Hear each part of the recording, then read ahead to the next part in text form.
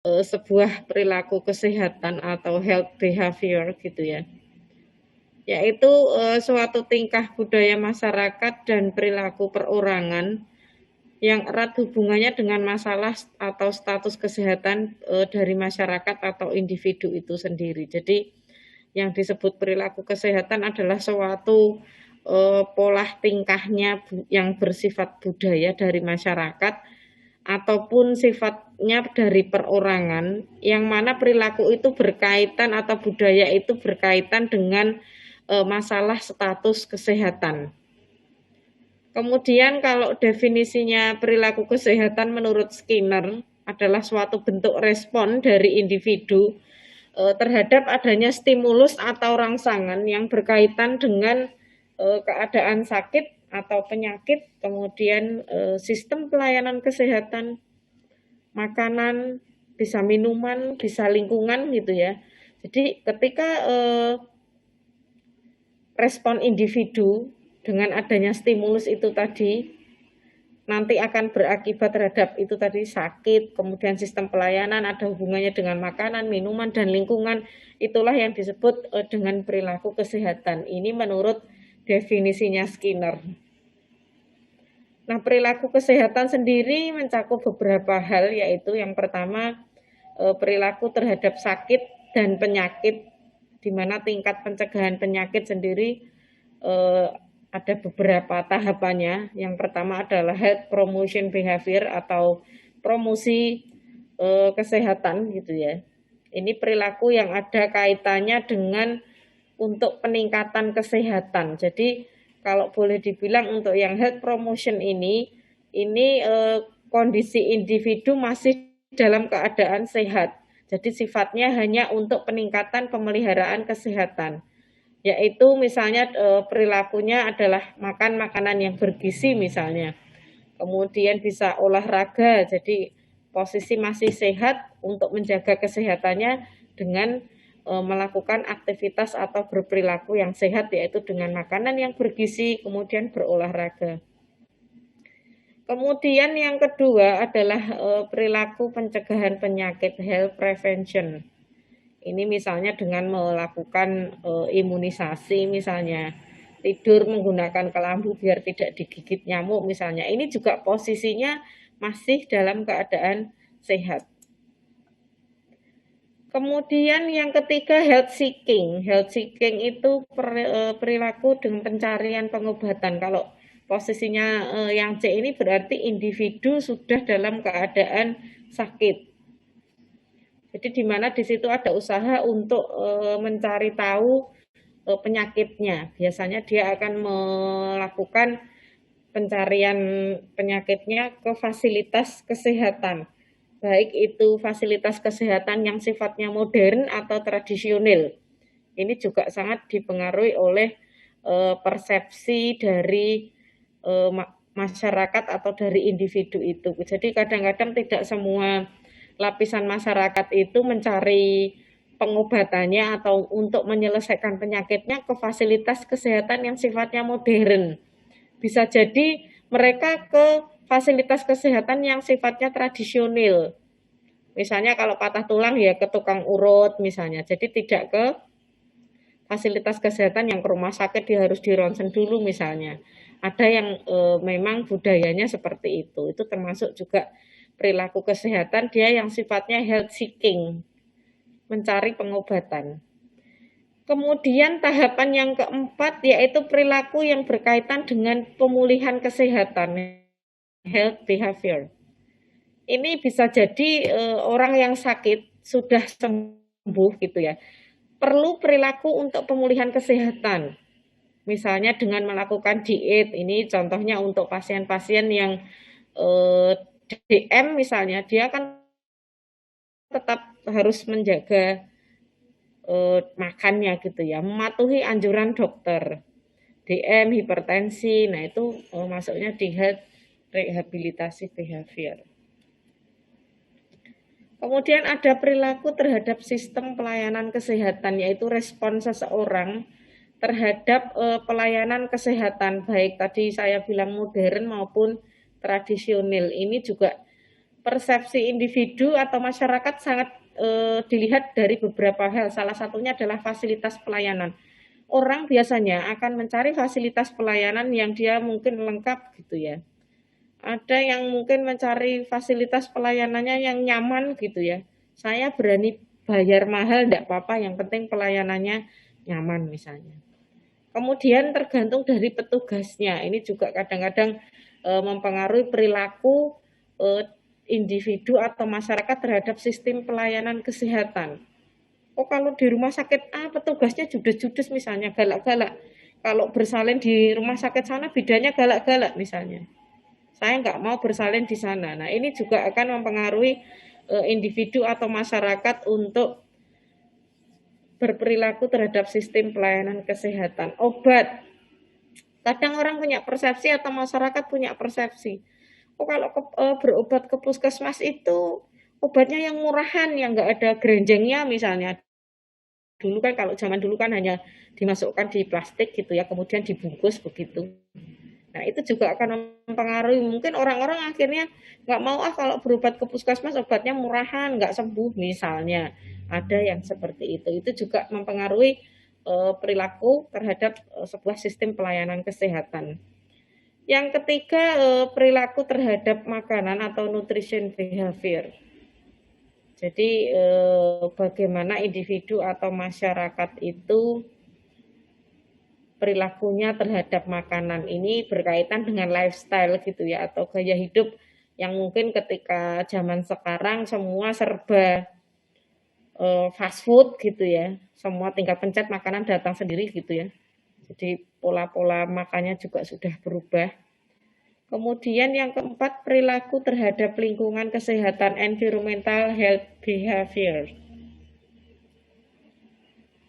Nah, kemudian domain perilaku. Ini domain itu adalah faktor yang membedakan respon terhadap adanya stimulus. Itu disebut dengan determinan perilaku. Jadi kadang-kadang meskipun stimulusnya sama, rangsangannya sama, tetapi respon individu mungkin akan berbeda. Jadi ketika ada sebuah rangsangan, respon individu mungkin tidak akan sama gitu ya. Sama-sama dicubit misalnya, yang satu bilang enggak sakit gitu ya, yang satu ini sakit banget misalnya. Yang satu dicolek bilang geli, yang satunya dicolek mungkin enggak tuh enggak geli, biasa gitu ya. Jadi respon individu akan selalu berbeda. Inilah yang disebut dengan determinan perilaku. Nah, determinan perilaku ini akan sangat dipengaruhi oleh faktor internal maupun eksternal. Di mana faktor internal itu salah satunya dipengaruhi oleh kecerdasan. Ini akan berpengaruh terhadap respon individu itu sendiri. Orang kalau cerdas misalnya dikasih informasi, dia akan lebih mudah menerima begitu. Kemudian juga dari faktor emosional. Ini juga setiap individu tidak sama karena karakteristik seseorang atau karakteristik individu itu juga tidak sama. Cara penerimaannya, sisi emosionalnya. Apalagi dengan beragam yang dibesarkan di lingkungan yang berbeda-beda begitu ya. Kadang-kadang di satu lingkup dengan dibesarkan di satu tempat dengan pengasuh yang sama itu saja masih menghasilkan kecerdasan yang berbeda, menghasilkan tingkat emosional yang berbeda begitu. Apalagi dengan beragam gitu ya. Jadi otomatis nanti responnya juga akan berbeda-beda. Kemudian dari faktor eksternal atau faktor dari luar, ini yang berpengaruh misalnya adalah budaya. Ini juga akan berpengaruh ketika kita sudah punya keyakinan, tetapi budaya lingkungan sekitar kita yang membentuk seperti itu misalnya. Ekonomi itu juga sangat berpengaruh terhadap sebuah perilaku. Sakit bu, tetapi nggak ada biaya misalnya. Politik itu juga berpengaruh gitu ya. Nah, dari domain itu Benjamin Bloom ini membuat sebuah ringkasan bahwasanya perilaku manusia itu sebetulnya yang namanya perilaku itu dibagi menjadi 3 ranah gitu ya. Ada ranah kognitif, afektif, sama psikomotor. Atau biasanya disebut dengan teori KAP gitu ya. Kognitif, afektif, kemudian psikomotor. Kognitif itu terkait dengan tingkat pengetahuannya dari individu itu sendiri. Kemudian kalau afektif itu sikap dari individu itu sendiri. Kemudian kalau psikomotor itu yang terkait dengan skillnya, kemampuannya. Jadi itu adalah 3 ranah yang berbeda. Kemudian kalau Rogers, tahunnya memang lama ya, tapi teorinya ini masih dipakai.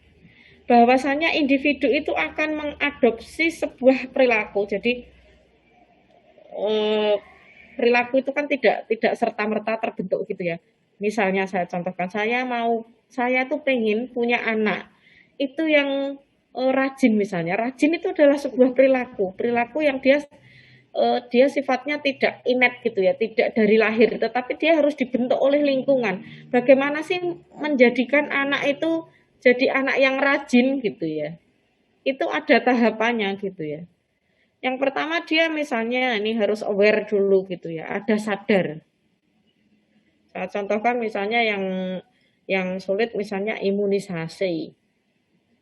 Ada kadang-kadang ibu itu dia paham imunisasi tetapi dia tidak mengimunisasikan anaknya gitu ya. Karena banyak informasi atau berita yang buruk misalnya tentang imunisasi. Nah, kalau menurut Roger, seseorang itu akan mengadop sebuah perilaku atau dia akan mengambil sebuah perilaku tertentu itu dengan berbagai macam tahap tadi. Awareness, dia sadar adanya stimulus. Oh, seperti itu toh. Ketika dikasih informasi, ibu-ibu tanggal sekian nanti ada imunisasi di posyandu, fungsinya ini. Dia sadar ada informasi. Mendengarkan informasi itu sudah mulai ada aware gitu ya. Oh, tertarik. Nanti lanjutannya yang interest itu ya. Ada tertarik, makanya dia mendengarkan informasi itu. Oh, kegiatannya jam berapa di posyandu itu? Sudah mulai tanya-tanya tuh kalau sudah mulai interest. Jam berapa Bu? Yang nyuntik siapa nanti gitu ya. Kemudian yang ketiga melakukan evaluasi. Dia kayak self assessment gitu ya, mengevaluasi. Baik tidaknya stimulasi yang datang gitu ya. Kemudian trial. Trial itu mencoba. Setelah dia mengevaluasi kira-kira bagus nggak ya ketika kalau imunisasinya di posyandu gitu ya. Saya kan biasanya imunisasinya di rumah sakit misalnya. Nanti dia akan mencoba mentrial, coba gitu ya. Kemudian setelah mencoba nanti akan ada adopsi perilaku baru sesuai dengan pengetahuan, kesadaran maupun sikapnya.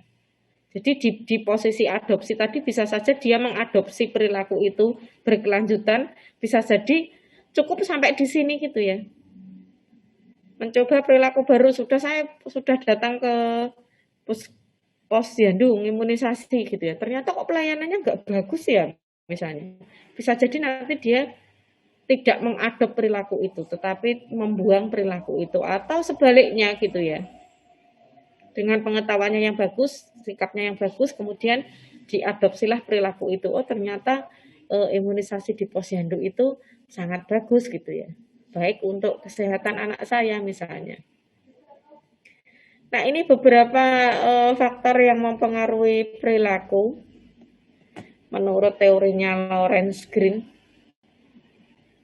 Ini ada 2 faktor yang berpengaruh terhadap kesehatan, yaitu faktor jadi di Lawrence Green itu dia sebetulnya ada 2 faktor yang mempengaruhi kesehatan seseorang. Jadi health itu dipengaruhi oleh salah satunya adalah faktor perilaku.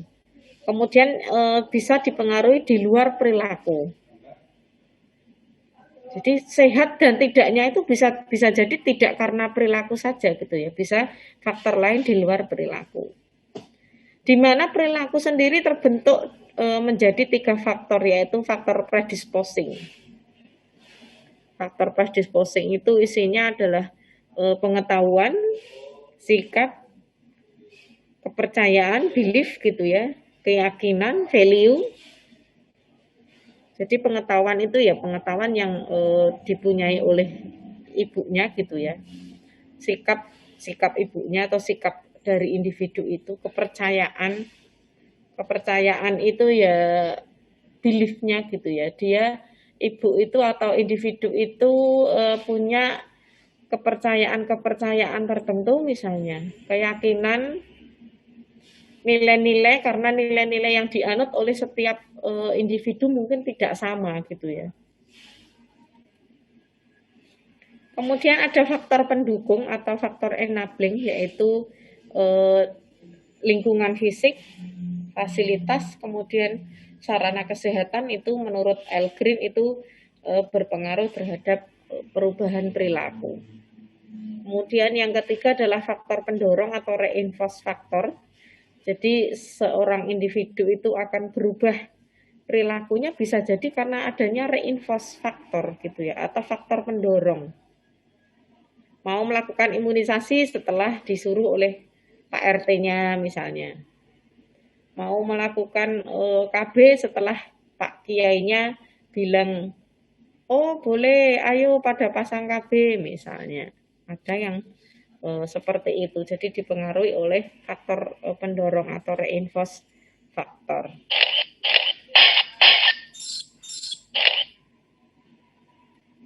Ini kalau kita mau cerita lengkapnya Elgrin tadi ya.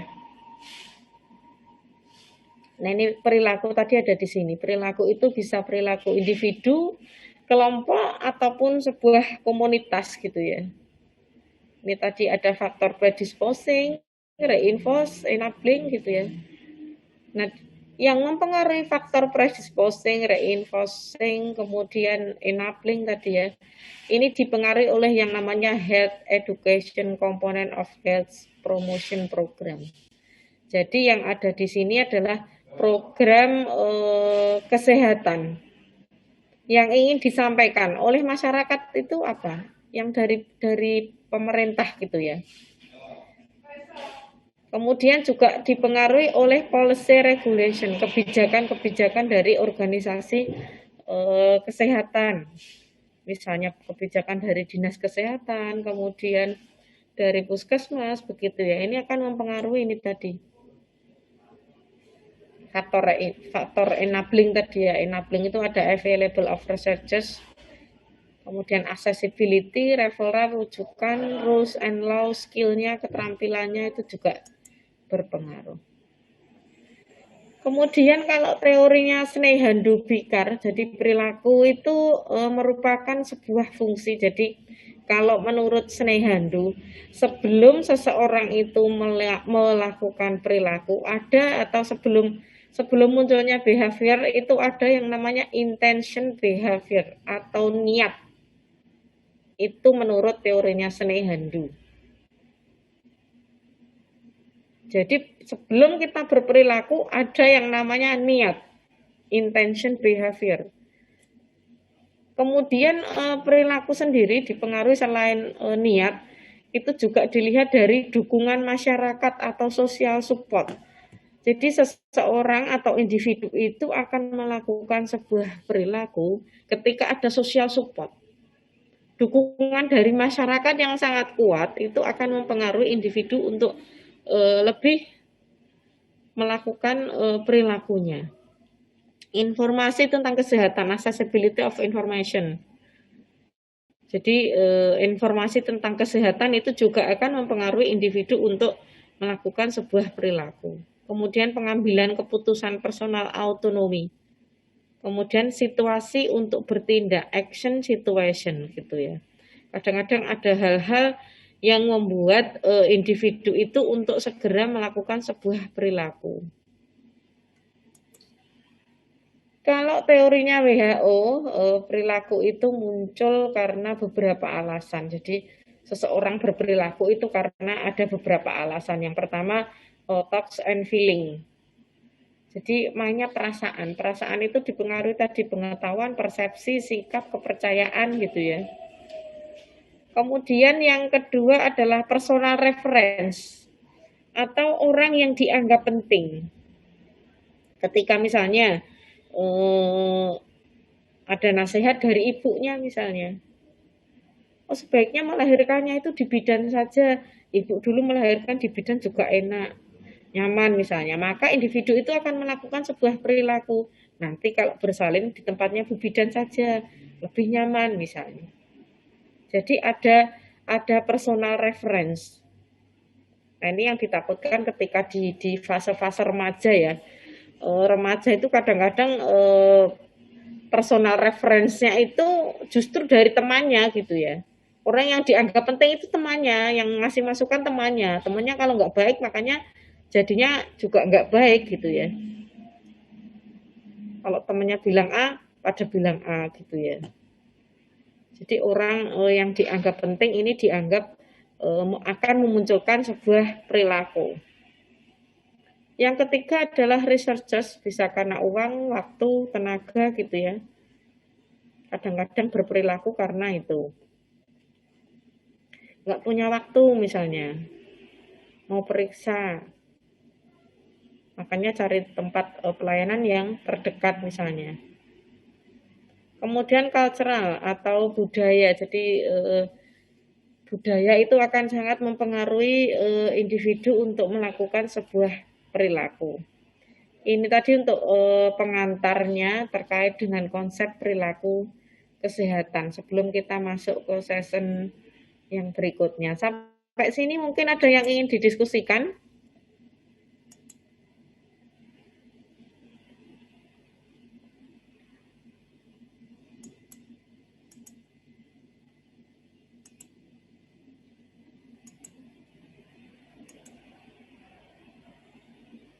Tidak ada, bisa kita lanjut.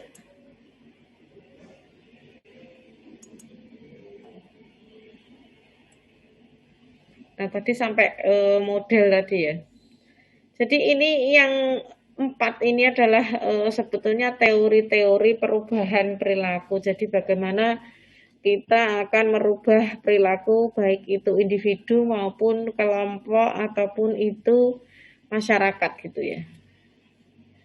Yang pertama adalah health belief model. Health belief model itu atau biasa disingkat HBM gitu ya. Jadi HBM ini digunakan untuk meramalkan sebuah perilaku peningkatan kesehatan. Jadi ini merupakan model kognitif di mana dipengaruhi oleh beberapa informasi dari lingkungan sekitar. Penilaian kesehatan atau health belief yaitu ancaman yang dirasakan dari sakit atau luka, pertimbangan tentang keuntungan maupun kerugian, jadi adanya benefit and cost, kemudian petunjuk berperilaku. Ini kalau kita lihat munculnya teori HBM atau ini kemungkinan tindakan untuk pencegahan ini lebih pada keyakinan atau penilaian kesehatan gitu ya. Jadi biasanya teori ini digunakan untuk screening gitu ya. Biasanya untuk screening atau perilaku-perilaku yang berkaitan untuk pencegahan. Jadi ketika di health belief model ini ada beberapa hal yaitu ancaman yang dirasakan dari rasa sakit atau luka. Jadi biasanya sejauh mana seseorang berpikir bahwa penyakit ini merupakan ancaman gitu ya. Kemudian yang kedua adalah pertimbangan keuntungan dan kerugian. Yang ketiga adalah petunjuk berperilaku atau informasi dari luar ataupun nasihat mengenai masalah kesehatan.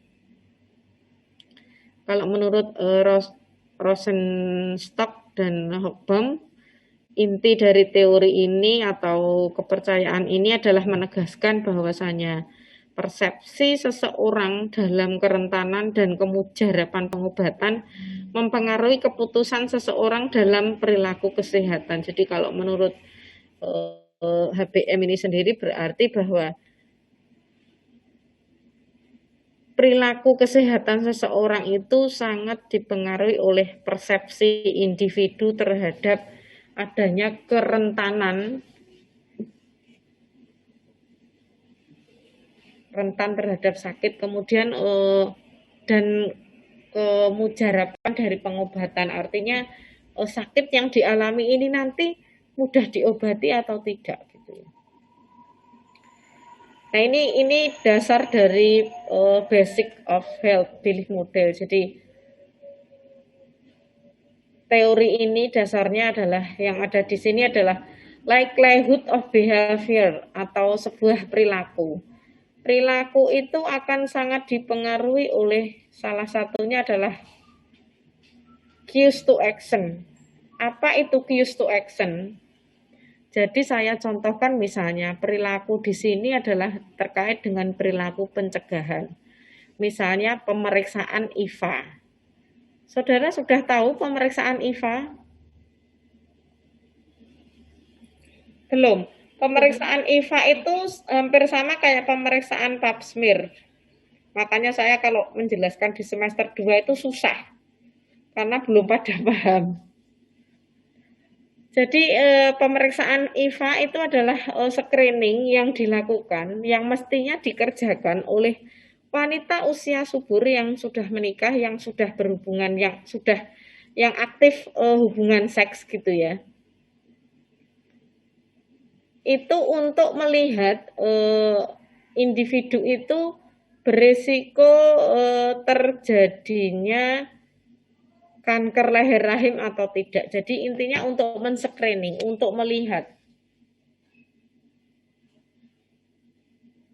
Nanti coba dibuka pemeriksaan IVA gitu ya. Ini yang harusnya dikerjakan rutin oleh wanita pasangan usia subur. Nah, saya contohkan perilaku IVA.